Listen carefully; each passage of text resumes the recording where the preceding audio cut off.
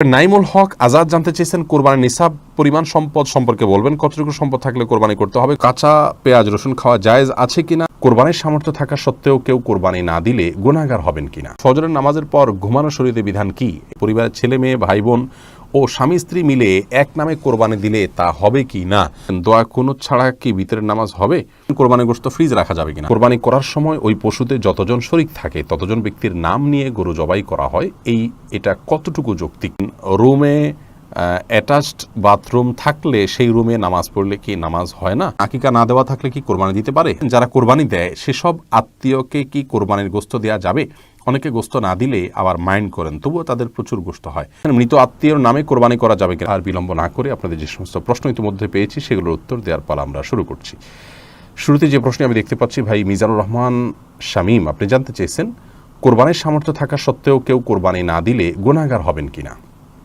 উত্তর হলো, কোরবানির সামর্থ্য না থাকা সত্ত্বেও যদি কোরবানি না দেন তাহলে তিনি গুনাহগার হবেন। ইমাম আবু হানিফা রাহিমাহুল্লাহ তাঁর মত অনুযায়ী যেটিকে ফলো করে আমাদের দেশের বেশিরভাগ ওলামা একরাম, আর আরাবিয়ান স্কলারদের মধ্য থেকে সৌদি আরবের ওলামা একরাম বিশেষত, তাদের এক্ষেত্রে দৃষ্টিভঙ্গি ভিন্ন রকম। তারা মনে করেন কোরবানি এটি একটি সুন্নাহ আমল, যার কারণে কোরবানি যদি কেউ সামর্থ্য থাকার পরও না করেন তাহলে তিনি সুন্নাহ তরক করলেন, একটি সুন্নাতে মুআক্কাদা বা গুরুত্বপূর্ণ একটি সুন্নাহ তরক করলেন, সন্দেহাতীতভাবে তিনি ক্ষতিগ্রস্ত হলেন, কিন্তু তিনি বড় ধরনের কোনো গুনাহগার হলেন না।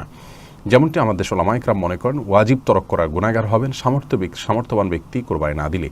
আমাদের ওলামা ইকরামের দলিলটি অত্যন্ত সমৃদ্ধ। এক্ষেত্রে নবী সাল্লাল্লাহু আলাইহি ওয়াসাল্লাম বলেছেন যে ব্যক্তি কোরবানি করার সামর্থ্য রাখে অথচ কোরবানি করল না, সেই জন্য আমাদের ঈদগাহে না আসে, এবং এই মর্মে কাছাকাছি ধরনের ভাষ্য অনেকগুলো হাদিসে আসছে, যে ভাষ্য থেকে বোঝা যায় যে নবী সাল্লাল্লাহু আলাইহি ওয়াসাল্লাম সামর্থ্যবানদেরকে কোরবানি করতে আবশ্যক করেছেন, আবশ্যিকভাবে নির্দেশ করেছেন, এবং না করলে তার জন্য তিনি সতর্কবাণী দিয়েছেন। অতএব সামর্থ্যবানদের জন্য কোরবানি না করে থাকাটা অনুচিত হবে আমরা মনে করি। যদিও বিপরীত দিক থেকে যারা এটিকে সুন্নাহ মনে করেন তাদেরও দলিল হলো নবী আলাইহিস সালাম বিভিন্ন হাদিসে এটিকে সুন্নাহ বলে অভিহিত করেছেন, ইব্রাহিম আলাইহিস সালামের সুন্নাহ বলেছেন, তো সেই জায়গা থেকে তারা এটিকে সুন্নাহ বলেন। কাঁচা পেঁয়াজ রসুন খাওয়া জায়েজ আছে কিনা রাসেল জানতে চেয়েছেন। যে অবশ্যই কাঁচা পেঁয়াজ রসুন খাওয়া জায়েজ আছে, কাঁচা পেঁয়াজ রসুন খেলে গুনাহ হবে না, তবে কাঁচা পেঁয়াজ বা রসুন খেয়ে মসজিদে যাবেন না, কাঁচা পেঁয়াজ রসুন খাওয়ার পরে মুখের দুর্গন্ধ দূর করে তারপর মসজিদে যাবেন। এমডি সাইদুর রহমান, আপনি জানতে চেয়েছেন কোরবানি করার সময় ওই পশুতে যতজন শরিক থাকে ততজন ব্যক্তির নাম নিয়ে গরু জবাই করা হয়, এটা কতটুকু যৌক্তিক। ভাই সাইদুর রহমান, কোরবানি যেই কয়েকজন ব্যক্তির তরফ থেকে করা হয় তাদের প্রত্যেকের নাম উল্লেখ করা এটি আবশ্যক নয়। আপনারা যখন 2 জন 5 জন 7 জন বা 6 জন যে কোনো সংখ্যক, সর্বোচ্চ 7 জন, এর ভিতরে যে কোনো সংখ্যক মানুষ একটা পশুতে আপনারা যখন অংশগ্রহণ করছেন এবং প্রত্যেকের একটা নির্দিষ্ট হিস্সা থাকছে, কোনো ভাঙতি হিস্সা থাকছে না, এমন না যে একটা গরুতে 7টা শেয়ার, একটা শেয়ার 2 জন মিলে নিলেন, এরকম কোনো অপশন নেই, সুযোগ নেই। অতএব একটা শেয়ার মিনিমাম 1 জন নিলেন অথবা একাধিক শেয়ার নিলেন। তো যখন এই টাকাটা আপনারা দিচ্ছেন তখন আপনাদের নিয়ত সম্পর্কে আল্লাহ তাআলা ভালো জানেন, যে আপনারা কোরবানির উদ্দেশ্যে করেছেন। এখানে আলাদা করে তাদের নাম উল্লেখ করতে হবে, জপতে হবে, এমনটি আবশ্যক নয়। যদিও কোরবানি করার পর এটি বলা সুন্নাহ যে আল্লাহ, এই কোরবানি যেটি হলো এটিকে অমুক অমুক অমুক ব্যক্তির তরফ থেকে আপনি কবুল করে নিন, এভাবে যদি উচ্চারণ করা যায় ভালো।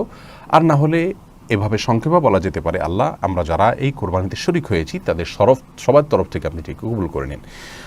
আলাদাভাবে নাম জপাটা আবশ্যক নয়, যদিও পরে নাম উল্লেখ করে তাদের তরফ থেকে কবুলের দোয়া করা যেতে পারে এবং মুস্তাহাব, সেটি করলে ভালো। এমডি ওমর ফারুক জানতে চেয়েছেন ফজরের নামাজের পর ঘুমানো শরীয়তে বিধান কি, এটি জায়েজ আছে, তবে অনুত্তম কাজ। নবী করিম সাল্লাল্লাহু আলাইহি ওয়াসাল্লাম দোয়া করেছেন, আল্লাহুম্মা বারিক লি উম্মতি ফি বুকুরিহা, আল্লাহ আমার উম্মতের জন্য সকালের সময়টাতে আপনি বরকত দান করুন। অতএব সকালের সময়টাতে না ঘুমানো উচিত বা উত্তম। কেউ অসুস্থ থাকলে ভিন্ন কথা, বৃদ্ধ হলে ভিন্ন কথা, তবে যদি কেউ ঘুমান তিনি কোনো বড় গুনাহ করেছেন, অপরাধ করেছেন, এই লেভেলের সমস্যা নয়, অনুত্তম আর উত্তমের বিষয়টি এতটুকু। তাছাড়া নবী সাল্লাল্লাহু আলাইহি ওয়াসাল্লাম সকালে ঘুমাতেন না কখনো, সেজন্য এটি সুন্নাতের খেলাফ। এমডি সোহেল জানতে চেয়েছেন কোরবানির গোশত ফ্রিজে রাখা যাবে কিনা। হ্যাঁ, কোরবানির গোশত ফ্রিজে রাখতে পারেন, কোনো অসুবিধা নেই, তবে ফ্রিজে রাখার উদ্দেশ্যেই যেন কোরবানি না হয়। কোরবানি করার পর গোশত থাকলো, থেকে গেল, সেগুলো রেখে দিলেন ফ্রিজে, অসুবিধা নেই। রাকিবুল ইসলাম জানতে চেয়েছেন দোয়া কুনুত ছাড়া কি ভিতরের নামাজ হবে, হলে তা দেখুন, দোয়া কুনুত এটি ভিতরের জন্য ওয়াজিব। অনেক ওলামা ইকরাম এটিকে সুন্নাহ বলেছেন, যেমন আরাবিয়ান স্কলাররা, সৌদি ওলামা ইকরাম এটিকে সুন্নাহ বলেছেন। তো সাধারণ এবং স্বাভাবিক অবস্থাতে ভিতরের নামাজ এটি তে দোয়া কুনুত পড়া উচিত এবং কোনো কারণ ছাড়া দোয়া কুনুত ছাড়া নামাজ পড়া উচিত নয়। হ্যাঁ, কেউ মুসলিম হলেন, তিনি জানেন না, তাহলে তার জন্য জায়েজ আছে। বিকল্প হিসাবে তিনি যে কোনো দোয়া ওই জায়গায় দাঁড়িয়ে করলেন আল্লাহর কাছে, তাতে ইনশাআল্লাহ বিদিনিল্লাহ তার বিতিরের সালাত আদায় হয়ে যাবে, কিন্তু এটাকে নিয়ম বানিয়ে নেওয়া উচিত নয়।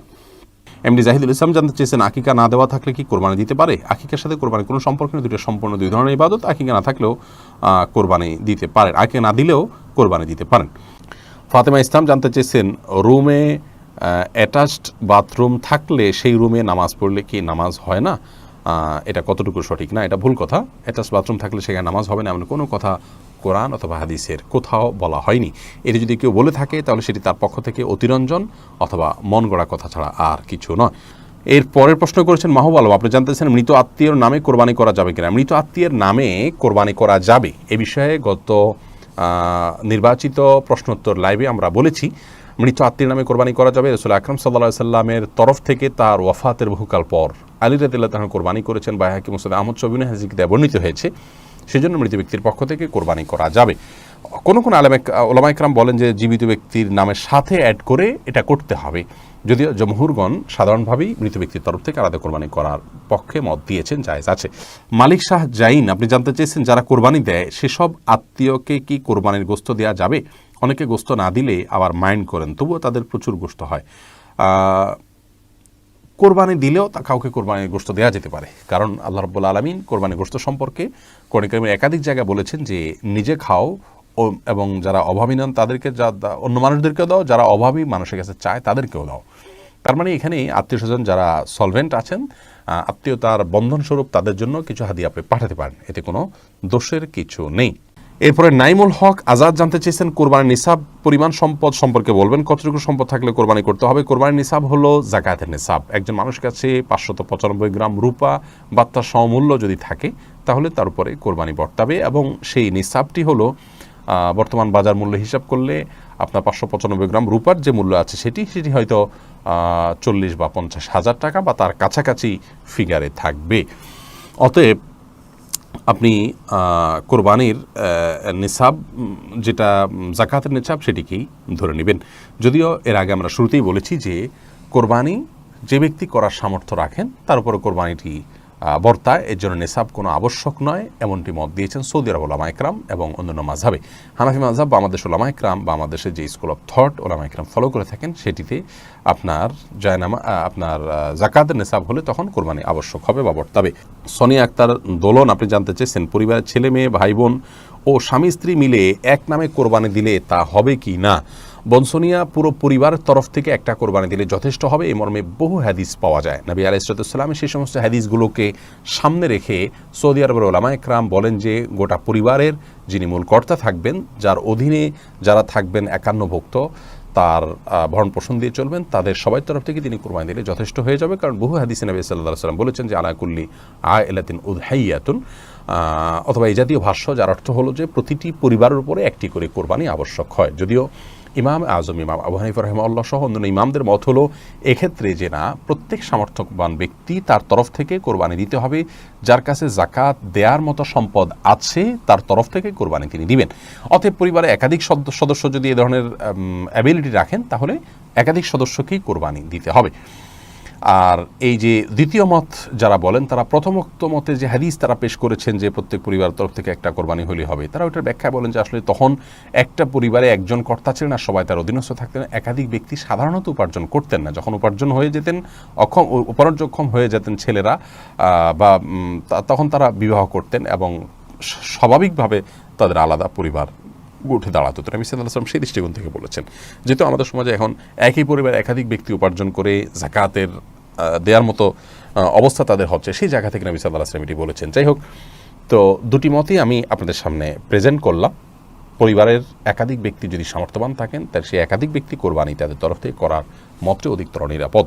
মোহাম্মদ তানভীর জানতে চেয়েছেন, বয়সে বড় মেয়েকে বিয়ে করা যাবে কি না? অবশ্যই করা যাবে। বয়সে আপনার চাইতে আপনি যাকে বিয়ে করবেন তার বয়স যদি বেশি হয়, বিয়ে করাতে কোনো অসুবিধা নেই। নবী করিম সাল্লাল্লাহু আলাইহি ওয়াসাল্লাম নিজে বিবাহ করেছেন খাদিজা রাদিয়াল্লাহু তাআলা আনহাকে, তখন তার অনেক বেশি বয়স ছিল, নবী সাল্লাল্লাহু আলাইহি ওয়াসাল্লামের চাইতেও বেশি বয়স ছিল, বিধায় নিজের চাইতে বেশি বয়সের কাউকে বিবাহ করাতে ইসলামের শরীয়তের দৃষ্টিকোণ থেকে কোনো প্রকার বাধা নেই। বিবাহ নিয়ে আমাদের অনেক কুসংস্কার, আমরা বিধবা বিয়ে করতে চাই না, আমরা তালাকপ্রাপ্তা বিবাহ করতে চাই না, এবং আপনার একবার বিয়ে হয়ে গেলে মনে করি জীবনের তরে বন্ধন হয়ে গেছে, কোনোভাবে ছুটলে দোষযুক্ত মনে করি। এইগুলোর সবগুলো আমাদের সমাজের অপসংস্কৃতি, এগুলো অনেক অন্যায়ের দুয়ারকে উন্মোচন করে। বিবাহ বিষয়টাকে শরীয়ত অনেক ইজি করেছে।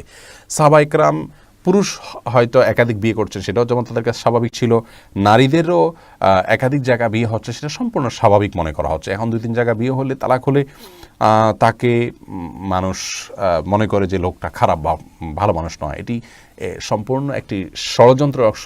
ইবলিস আমাদের সমাজকে অস্থিতিশীল করবার জন্য এই কালচারগুলো প্রবেশ করে দিয়েছে সমাজে। এগুলো আমাদের যত বেশি আমরা বুঝতে সক্ষম হব, ততই ইনশাআল্লাহ কল্যাণের পথে অগ্রসর হতে পারবো।